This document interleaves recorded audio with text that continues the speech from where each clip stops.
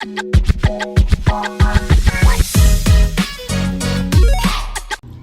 Everyone, welcome back to the channel. मेरा नाम है अंकिता शर्मा। मैं आ गई हूँ एक और नए वीडियो के साथ। आज का वीडियो स्पेशली पेरेंट्स के लिए बहुत इंपॉर्टेंट है, उनके लिए बहुत यूज़फुल होने वाला है, क्योंकि आज बात करने वाली हूँ बच्चों की सेफ्टी और सिक्योरिटी को लेके। आप लोगों को हमेशा कंसर्न रहता है कि जब आपके बच्चे स्कूल ट्रिप अटेंड करते हैं, स्कूल की किसी पिकनिक या किसी आउटिंग पे जाते हैं, तो उनकी सेफ्टी और सिक्योरिटी की रिस्पॉन्सिबिलिटी किसके ऊपर होती है। तो उसी के बारे में बात करने वाली हूँ, और ये एक रिक्वेस्टेड टॉपिक है जो मुझे किसी ने रिक्वेस्ट करके बोला था। और हो सकता है कि वो भी पेरेंट हैं, इसीलिए हो सकता है वो इस सिचुएशन से जूझ रहे हैं और तभी उनके माइंड में ये चीज़ आई। और मैं बहुत खुश हूँ कि उन्होंने मुझे ये वीडियो बनाने के लिए जो है वो रिक्वेस्ट किया, क्योंकि शायद ऐसे मेरे माइंड में खुद से ये टॉपिक नहीं आता। और अब मैं कनेक्ट कर भी सकती हूँ ज़्यादा इस टॉपिक को लेके, क्योंकि अब मैं खुद भी 2 साल के बच्चे की माँ हूँ और आने वाले टाइम में मैं भी इसी प्रॉब्लम को फेस करने वाली हूँ। तो चलिए वीडियो को शुरू करती हूँ। सबसे पहले मैं आपको बता दूं कि हमारी गवर्नमेंट जो है वो उन्होंने एक स्टैंडर्ड गाइडलाइंस फिक्स की हुई हैं स्कूल्स के ऊपर, जो उनको फॉलो करनी पड़ती हैं बच्चों की सिक्योरिटी और सेफ्टी को लेके।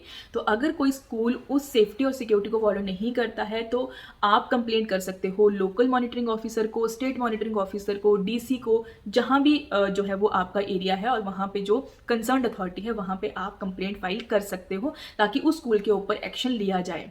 तो अब बात करती हूँ बच्चे की सेफ्टी और सिक्योरिटी की रिस्पॉन्सिबिलिटी जब वो स्कूल ट्रिप पे जाता है या स्कूल पिकनिक पे जाता है। तो जैसे बच्चा स्कूल अटेंड करता है और जितनी देर वो स्कूल में रहता है, तो उसकी पूरी रिस्पॉन्सिबिलिटी उसकी सेफ्टी को लेके स्कूल के ऊपर और वहाँ के स्टाफ के ऊपर होती है।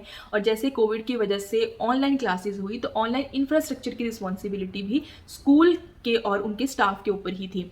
तो वैसे ही बच्चा जब पिकनिक पे जाता है या फिर स्कूल की किसी आउटिंग पे, किसी ट्रिप पे जाता है, तो उसकी रिस्पॉन्सिबिलिटी स्कूल और वहाँ के स्टाफ के ऊपर ही होती है, जो साथ में गए होते हैं, या वहाँ का जो हेड अथॉरिटी होती है उनके ऊपर ही होती है।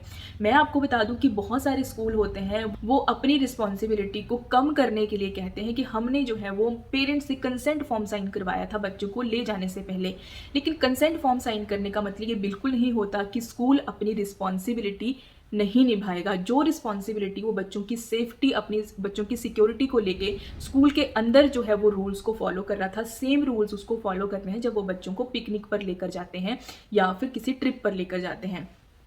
कुछ नेग्लिजेंस है अगर वो स्कूल करता है आपके, या फिर वहाँ का स्टाफ करता है आपके बच्चों के सेफ्टी को लेके, उनकी सिक्योरिटी को लेके, तो आप उनके ऊपर लीगल एक्शन ले सकते हो।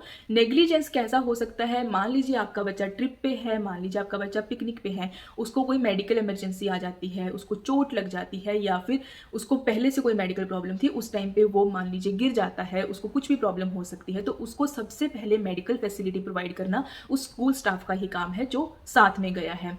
हो सकता है बच्चे के साथ कुछ सेक्सुअली गलत हुआ हो, उसकी जब वो कंप्लेंट करता है तो उसके ऊपर सबसे पहले एक्शन लेना स्कूल स्टाफ की रिस्पॉन्सिबिलिटी है।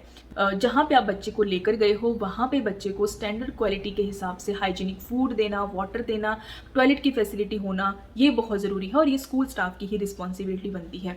ट्रांसपोर्ट सर्विस जो आप बच्चे को प्रोवाइड कर रहे हो उस पिकनिक पे जाने के लिए, वो उसका जो ड्राइवर है वो क्रिमिनल नेचर का नहीं होना चाहिए। उसकी हायरिंग के टाइम आपने उसकी पूरा बैकग्राउंड चेक किया हो, उसकी पूरी इन्वेस्टिगेशन की हो, तभी आपने उसको हायर किया हो, ये बहुत ज़रूरी है। ये स्कूल की ही रिस्पॉन्सिबिलिटी है। जिस बच्चे के साथ कोई बुलिंग ना करे, बच्चे को कोई फिजिकली इमोशनली उसको जो है वो हर्ट करने की कोशिश ना करे, बच्चे को डिस्क्रिमिनेट ना करे, उसकी कास्ट को लेके, उसके कलर को लेके, उसके रिलीजन को लेके, ये भी स्कूल स्टाफ को ही जो है वो ध्यान रखना होता है जब वो बच्चा किसी पिकनिक पे या फिर आउटिंग पे जाता है। इसके अलावा अगर बच्चा कोई कंप्लेंट करता है कि उसके साथ ये हुआ है स्कूल ट्रिप में, तो उसके ऊपर लीगल एक्शन लेना सबसे पहले उस स्टाफ और स्कूल की ही रिस्पॉन्सिबिलिटी बनती है। बच्चे के साथ कोई सेक्सुअल हरासमेंट ना हो, इसका ध्यान रखना स्कूल का काम है। बच्चा अगर कोई कंप्लेंट करता है उसके ऊपर एक्शन लेना स्कूल के स्टाफ का काम है। तो ये सारी रिस्पॉन्सिबिलिटी जब बच्चा स्कूल ट्रिप पे जाता है, जब बच्चा अटेंड करता है कोई पिकनिक, तो ये सारी रिस्पॉन्सिबिलिटी स्कूल और स्टाफ की ही होती है। स्कूल अपनी रिस्पॉन्सिबिलिटी सिर्फ ये बोल के ख़त्म नहीं कर सकते कि हमने बच्चों के पेरेंट्स से कंसेंट फॉर्म साइन करवाया था। तो ये सारी रिस्पॉन्सिबिलिटीज़ हैं जो बच्चों की सेफ्टी को लेके जो स्कूल का स्टाफ है उसको लेनी है। उसकी रिस्पॉन्सिबिलिटी है कि बच्चों की सेफ्टी का ध्यान वो पूरा रखे। अगर कोई नेग्लिजेंस होता है तो लीगल प्रोविजंस हैं, जैसे कि इंडियन पीनल कोड है, हमारा protection of child from sexual offence act ये डील करता है। अगर कोई ऐसी एक्टिविटी होती है सेक्सुअल हरासमेंट जैसी, जुवेनाइल जस्टिस एक्ट है, कोई नेग्लिजेंस होता है इस तरह का, इंफॉर्मेशन टेक्नोलॉजी एक्ट है, अगर साइबर बुलिंग वाला कोई मैटर होता है, तो ये सारे जो है वो प्रोविजंस हैं लॉ के अंडर। अगर आपके बच्चे के साथ ऐसा कुछ होता है और स्कूल की तरफ से कोई नेग्लिजेंस होता है तो आप उनके ऊपर जो है वो लीगल एक्शन ले सकते हो। सारी तो रिस्पॉन्सिबिलिटीज़ हैं स्कूल की और स्कूल स्टाफ की, और लीगल प्रोविजंस हैं जो कि आपको राइट देते हैं कि ये प्रोविजन जिस तरह का मैटर है वो वाला प्रोविजन उसको डील करेगा और आप लीगल एक्शन उस स्टाफ और स्कूल के अगेंस्ट ले सकते हो। लेकिन आपकी ड्यूटी क्या बनती है, जब भी आप कंसेंट फॉर्म साइन करते हो अपने बच्चे को स्कूल पिकनिक पे, स्कूल ट्रिप पे भेजने के लिए, तो जब आप कंसेंट फॉर्म साइन करते हो उससे पहले आपको स्कूल वालों से एक रिटन फॉर्म में उस ट्रिप का पूरा प्लानिंग मांगना है कि बच्चा जो है वो कहाँ पे जा रहा है, वो जगह कितनी जो है वो बच्चों के लिए फ्रेंडली है, बच्चों के लिए सेफ है। आपको जो है वो कॉन्टैक्ट नंबर मांगने हैं कि कौन स्टाफ है जो साथ में जा रहा है। आपका बच्चा अगर फीमेल है, फीमेल किड जा रहे हैं तो कितनी फीमेल टीचर साथ में जा रही हैं, 10 बच्चों को हैंडल करने के लिए कितना स्टाफ जा रहा है, 20 बच्चों को हैंडल करने के लिए कितना स्टाफ जा रहा है, क्या उस स्टाफ को हर बच्चे का नेचर पता है कि उसको वो कैसे हैंडल करोगे। तो ये सारी चीज़ें आपको एक रिटन फॉर्म में लेनी है। सबके कॉन्टैक्ट नंबर लेने हैं, जहाँ पे बच्चा जा रहा है वहाँ पे क्या मेडिकल फैसिलिटी है, या फिर ट्रैवल करते टाइम जो है वो स्कूल क्या मेडिकल फैसिलिटी अपने साथ लेकर जा रहा है।